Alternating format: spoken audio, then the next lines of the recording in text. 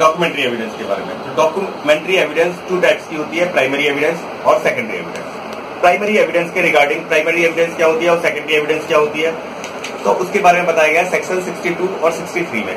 61 section evidence act का बोलता है कि किसी भी फैक्ट को, किसी भी चीज को हम या तो प्राइमरी एविडेंस से प्रूव कर सकते हैं या सेकेंडरी एविडेंस से प्रूव कर सकते हैं। 61 ये बताता है, 62 बताता है what is primary evidence. Primary evidence क्या होती है? तो प्राइमरी एविडेंस सामान्य शब्दों में हम समझ सकते हैं कि कोई भी दस्तावेज जो मूल दस्तावेज है, ओरिजिनल डॉक्यूमेंट, जितने भी ओरिजिनल डॉक्यूमेंट होते हैं वो प्राइमरी डॉक्यूमेंट कहलाते हैं एज पर सेक्शन 62। हालांकि कुछ काउंटर पार्ट जो होते हैं, जो काउंटर पार्ट बोलते हैं रसीदें, जैसे सपोज करिए कोई डॉक्यूमेंट है जिसका आधा मैंने रखा अपने पास और आधा आपको दिया, तो जो काउंटर पार्ट जिसने एग्जीक्यूट किया है, जिसके अगेंस्ट, तो वो ओरिजिनल प्राइमरी डॉक्यूमेंट में आ सकते हैं। इसके बाद सेक्शन 63 में बताया गया कि सेकेंडरी एविडेंस क्या होती है, व्हाट इज सेकेंडरी एविडेंस। तो सेकेंडरी एविडेंस में 5 चीजें बताई गई हैं एज पर सेक्शन 63। पहला, जो सर्टिफाइड कॉपियां, किस चीज की, किसी भी ओरिजिनल डॉक्यूमेंट की सर्टिफाइड कॉपीज जो होती है वो सेकेंडरी एविडेंस होती है। सेकेंडरी, किसी भी ओरिजिनल डॉक्यूमेंट से मैकेनिकल प्रोसेस से कंपेयर करके बनाई गई कॉपी जो होती है वो सेकेंडरी एविडेंस होती है। तीसरा, ओरिजिनल डॉक्यूमेंट से तुलना करके बनाई गई। सेकंड वाले में मैकेनिकल प्रोसेस से बनाई गई और यहाँ पर तुलना करके बनाई गई। फॉर एग्जांपल कोई डॉक्यूमेंट मेरे सामने रखा है, मैं उसको एज एड कॉपी करता हूँ तो ये कंपेयर करके बनाई गई। अगर मैं उसकी फोटो स्टेट करता हूँ तो वो मैकेनिकल प्रोसेस से बनाई गई। तो ये 3। चौथा, काउंटर पार्ट्स जो मैंने एग्जीक्यूट नहीं किया है वो सेकेंडरी एविडेंस हो सकता है। और लास्टली, किसी भी ओरिजिनल डॉक्यूमेंट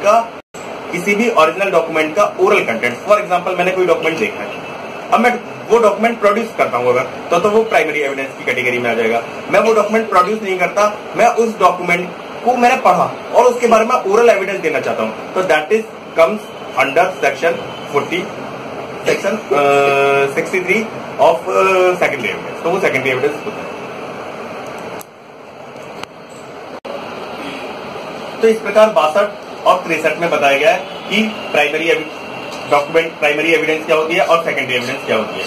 इसके बाद हम आते हैं कब, किस तरह से प्राइमरी एविडेंस को प्रूव किया जाएगा और किस तरह से सेकेंडरी एविडेंस को प्रूव किया जाएगा। तो सेक्शन 64 में बताया गया है प्राइमरी एविडेंस को प्रोड्यूस करके प्रूव किया जाता है। कोई भी ओरिजिनल डॉक्यूमेंट है, हम उसे कोर्ट में प्रोड्यूस करते हैं और दैट इज प्रूफ, वो प्रूफ हो जाता है।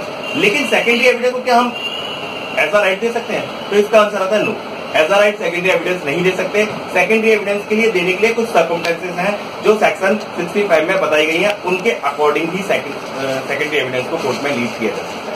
अब वो सर्कमस्टेंसेस क्या है? तो फॉर एग्जांपल सपोज करिए कोई डॉक्यूमेंट मैं प्रोड्यूस करना चाहता हूं, लेकिन जो डॉक्यूमेंट मैं प्रोड्यूस करना चाहता हूं या जो डॉक्यूमेंट इन क्वेश्चन है वो अपोजिट पार्टी के पोजीशन में है या जिस व्यक्ति के विरुद्ध मैं साबित करना चाहता हूं उसके पोजीशन में, तो उस डॉक्यूमेंट की सेकेंडरी एविडेंस में दे, पहली चीज। दूसरी चीज, जब दूसरी पार्टी के पोजीशन में या किसी अन्य व्यक्ति के पोजीशन में उसको मैंने धारा 66 एविडेंस एक्ट में नोटिस दे दिया और उस नोटिस के मिलने के बावजूद भी वो कोर्ट में उस डॉक्यूमेंट को प्रोड्यूस नहीं कर रहा, तो I am entitled to give secondary evidence of that. मैं उस चीज के द्वितीयक साक्ष्य को देने का अधिकारी हो जाता हूँ। कभी कभी क्या होता है कि कोई व्यक्ति न्यायालय की पहुंच के बहुत ज्यादा बाहर हो, इस जगह होता है जहां न्यायालय की पहुंच नहीं होती, तो वहां पर भी वो व्यक्ति उस चीज की सेकेंडरी एविडेंस दे सकता है। या कोर्ट को लगता है कि उस व्यक्ति से उस डॉक्यूमेंट को तलब कराने में बहुत ज्यादा टाइम वेस्ट होगा, बहुत ज्यादा पैसा एक्सपेंसेस होगा, तो वहां पर उस चीज की सेकेंडरी एविडेंस दे सकता है, पहला। दूसरा, अगर किसी डॉक्यूमेंट को हम ये प्रूव कर देते हैं कि वो लॉस्ट हो गया है, डिस्ट्रॉयड हो गया है, तो वहां हम उसकी सेकेंडरी एविडेंस देते हैं। कभी कभी क्या होता है कि कोई डॉक्यूमेंट ऐसा होता है कि वो जो सामने वाली पार्टी होती है वो एडमिट कर लेती है कि हाँ मुझे इसकी जेन्युइनिटी पर कोई प्रश्न संदेह नहीं है, तो उस कंडीशन में भी हम उसकी सेकेंडरी एविडेंस दे सकते हैं।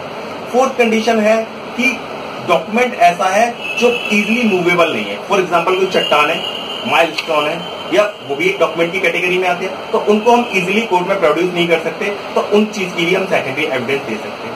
कोई चीज जो बहुत सारी न्यूमेरस, फॉर एग्जांपल एक रजिस्टर लेते हैं जो 2000 पेज का है और 2000 पेज का रजिस्टर है और उसमें कोर्ट की रिलेवेंसी है 1 या 2 पेज की, हमें वो 1 या 2 पेज कोर्ट में दाखिल करने हैं। अब पूरा रजिस्टर दाखिल करेंगे तो कोर्ट के लिए बड़ी हकतलफी होगी, बड़ी परेशानी होगी, तो इसलिए इजी होगा उन 2 कॉपीज की जो 2 पेजेस हैं उनके हम सर्टिफाइड कॉपी कोर्ट में दाखिल कर देते हैं, तो वो भी हो सकती है। और लास्टली वो सारे डॉक्यूमेंट जिनकी सर्टिफाइड कॉपी परमिसिबल है उनकी हम सेकेंडरी एविडेंस।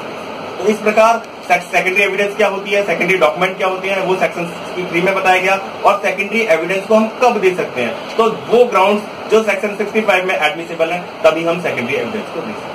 आज के वीडियो में इतना ही।